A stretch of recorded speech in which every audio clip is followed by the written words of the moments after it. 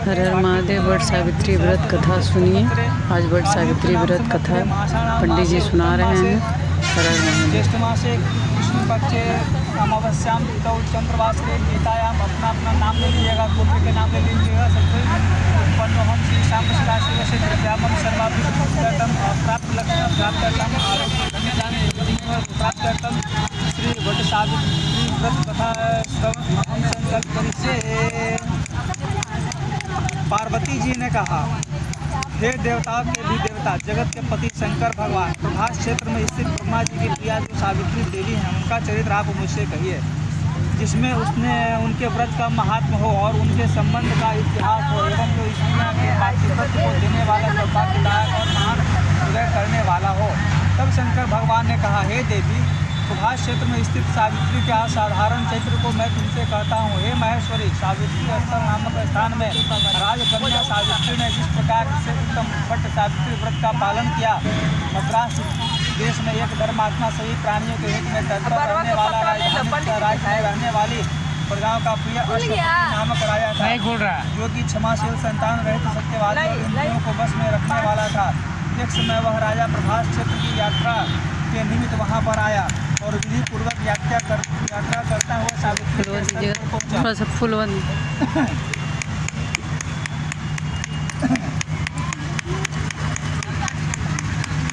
और विधि पूर्वक यात्रा करता हुआ सावित्री के स्थल पर पहुंचा। वहाँ पर उस राजा ने अपने रानी के साथ इस व्रत को किया, जो सावित्री के नाम से प्रसिद्ध सभी प्रकार की कामनाओं को पूर्ण करने वाला है। भूरलोक स्वरलोक मंत्री साक्षात मूर्ति बनकर स्थित ब्रह्मा जी की प्रिया सावित्री देवी उस राजा पर प्रसन्न हुए।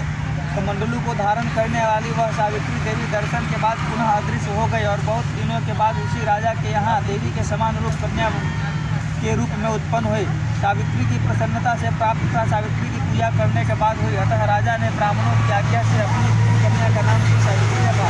वह राजकन्या सावित्री साक्षात शरीर धारण के ही लक्ष्मी के समान शोभित हुई और बढ़ने लगी और धीरे धीरे सुकुमार अंगों वाली वह यौवनावस्था को प्राप्त हुई। यौवनावस्था को प्राप्त हुई, जिसके मध्य भाग सुंदर और नितंब भाग विस्तृत थे और जो के समान दिखाई पड़ती थी। कोई देव कन्या है, कमल के समान विशाल 100 और के समान सावित्री द्वारा कहे हुए सावित्री व्रत को करने लगी। इसके आरंभ में सुवर्ण वर्ण वाली उससे उपवास करके सिर से स्नान की हुई सावित्री देवता की प्रतिमा के पास जाकर अग्नि में हवन करके ब्राह्मणों से भाषण कराया और उन ब्राह्मणों से अवशिष्ट पुष्पांजलि ग्रहण करके सखियों से जुड़ी हुई लक्ष्मी देवी के समान सुंदर रूप से सुशोभित हुई। वरारोहा वह राजकन्या समीप में जाकर पिता के चरणों में प्रणाम कर प्रथम प्राप्त पुष्पांजलि को निवेदित कर हाथ जोड़कर राजा के पार्श्व में स्थित युवावस्था को प्राप्त हुई। देखकर राजा के उसके विषय में मंत्री से सलाह लेकर राजकन्या से कहने लगा, नहीं बोल रहा, देने का समय आ गया है।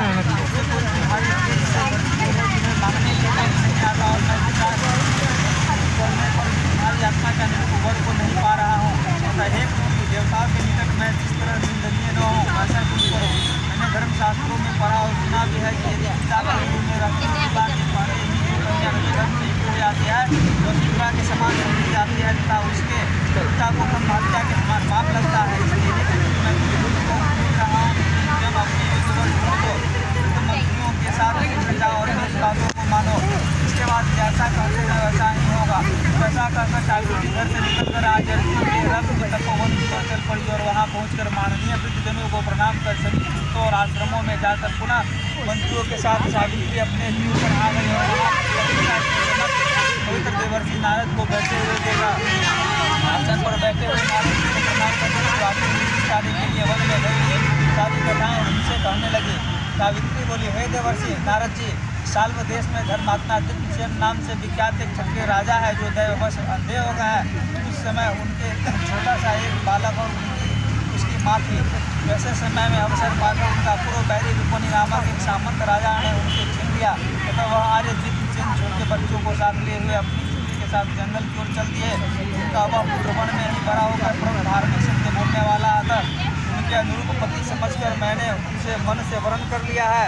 यह सुनकर नारद जी ने कहा, हे राजन, सावित्री ने यह बड़ा कष्टप्रद कार्य कर डाला। बाल बुद्धि होने से इसने केवल गुणवान समझकर सत्यवान को वर्ण कर लिया। उसका पिता सत्य बोलता है, माता सत्य बोलती है और वह स्वयं भी सत्य बोलता है। इससे उनका नाम मुनियों ने सत्यवान रखा है। उसको नित्य अश्व घोड़े प्रिय है और वह मिट्टी के घोड़े बनाया करता है तथा चित्र में भी घोड़ों को लिखता रहता है। इसलिए उसे चित्राश्व भी कहते हैं।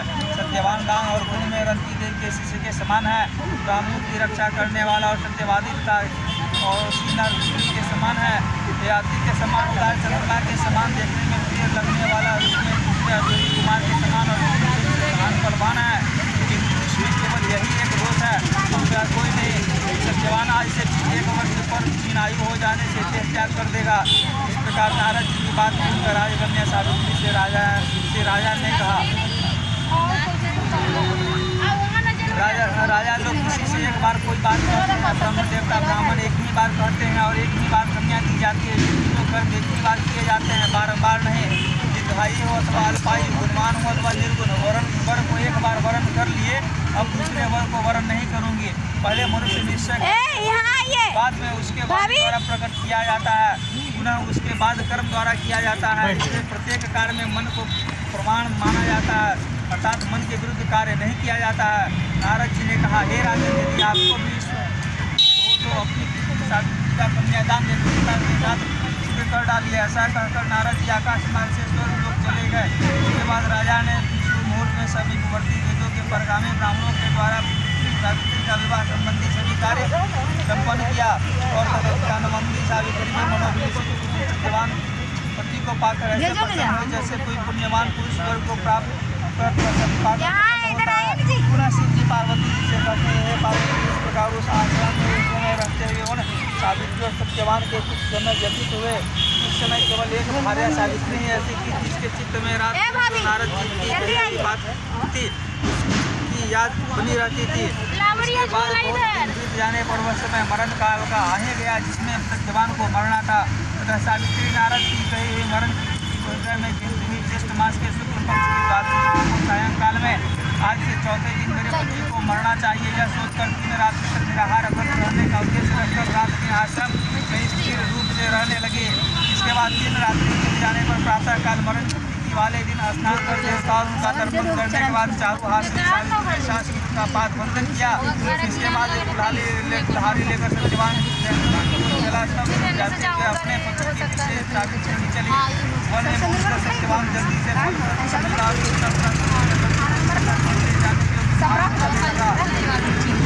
बच्चों को काटते काटते उसके सिर में पीड़ा होने लगी। एक शाखा को सहारा लेकर सावित्री से कहने लगा कि हे सुंदरी, वेदना मुझे दुख दे रही है, मैं तुम्हारी गोद में चढ़कर सोना चाहती हूँ। सावित्री ने दुखी होकर कहा, हे महाबाहो, आप विश्राम करें, पीछे हम श्रम को दूर करने वाले आश्रम को चलेंगे। जैसे ही पर बैठी हुई सावित्री ने सत्यवान के सिर को गोद में रखा, वैसे ही उसने कृष्ण वर्ण वाले देखकर सावित्री प्रणाम कर मधुर वचनों में उनसे कहने लगी, आप देवताओं अथवा दैत्यों में से कौन है जो मुझे धर्म करने के लिए आए हैं? मुझे अपने धर्म से च्युत करने के लिए कोई सामर्थ्य नहीं है, क्योंकि मुझे धरतियाल के लपट के समान ही समझिए। यमराज ने कहा, मैं सब प्राणियों के लिए भयंकर और क्रमानुसार उनका उचित दंड देने वाला यम पैसा ले लीजिए। तो पतिव्रता सावित्री समीप में पड़े हुए तुम्हारे इस पति की आयु समाप्त हो गई है, इसे यमदूत पकड़ कर नहीं ले जा सकेंगे, इसलिए मैं स्वयं आया हूँ। ऐसा कहकर फांस को लिए हुए यमराज ने सत्यवान के शरीर से अंगुष्ठ मात्र शरीर वाले पुरुष जीवात्मा को बलपूर्वक निकाल लिया। इसके बाद पितृगण से सेवित यमुकुटी के मार्ग की ओर चलना शुरू किया तो वो वरारोह उनके पीछे पीछे चले। यम ने पतिव्रता होने के नाते चलने में न करती उससे कहा, हे सावित्री, एक मुहूर्त हुआ तुम तो यहाँ तक आ गई, अब लौट जाओ। हे विशाल नेत्रों वाली, कोई भी जीव बिना आयु समाप्त हुए इस यमपुरी के मार्ग में नहीं आ सकता। सावित्री ने कहा, आपके जैसा विशिष्ट पुरुष के साथ पति का अनुगमन करती हुई मुझे कभी भी शर्म या ग्लानि नहीं हो सकती। सहारा एकमात्र सज्जन ही है, दूसरा नहीं। इसी प्रकार स्त्रियों की गति उनका पति, वर्णाश्रमों की गति वेद और शिष्यों की गति गुरु है। इस पृथ्वी में सब प्राणियों के लिए स्थान है, किंतु स्त्रियों के लिए तो एक छोड़कर दूसरा कोई आश्रय स्थान नहीं है। इस प्रकार से धर्मता अर्थ से भरे हुए सुंदर मधुर अन्य बातों से से ब्राह्मण द्वितीय प्रार्धे श्री शुद्ध 12 कल्पे कलिजुग प्रथम जन्मे जम्मू द्वीप भारत वर्ष भारत खंडे पाटलिपुत्र क्षेत्रे और जनता रोड मध्य अंतर्गत अपना अपना नाम ले लीजिएगा। सब कोई अपना अपना नाम ले लीजिएगा, गोत्र का नाम ले लीजिएगा। शर्म हम गोत्र उत्पन्न मासा नाम मासे ज्येष्ठ मासे कृष्ण पक्षे अमावस्या हम 2082 संवत्सर 1947 के सोमवार भट्ट सावित्री तथा श्रवण अहम संकल्प करी से पार्वती जी ने कहा, हे देवताओं के भी देवता जगत के पति शंकर भगवान प्रभास क्षेत्र में स्थिति ब्रह्मा जी के प्रिया जो सावित्री देवी है उनका चरित्र आप उनसे कहिए, जिसमें उनके व्रत के महात्म्य हो और उनके संबंध का इतिहास है, एवं जो स्त्रियों को पति व्रत को देने वाला एवं सौभाग्यदायक और महान उदय को करने वाला हो। तब शंकर भगवान ने कहा, हे महादेवी प्रभास क्षेत्र में स्थित सावित्री के असाधारण चरित्र को मैं तुमसे कहता हूँ। हे महेश्वरी सावित्री स्थान नामक स्थान में राजकन्या सावित्री ने जिस प्रकार से उत्तम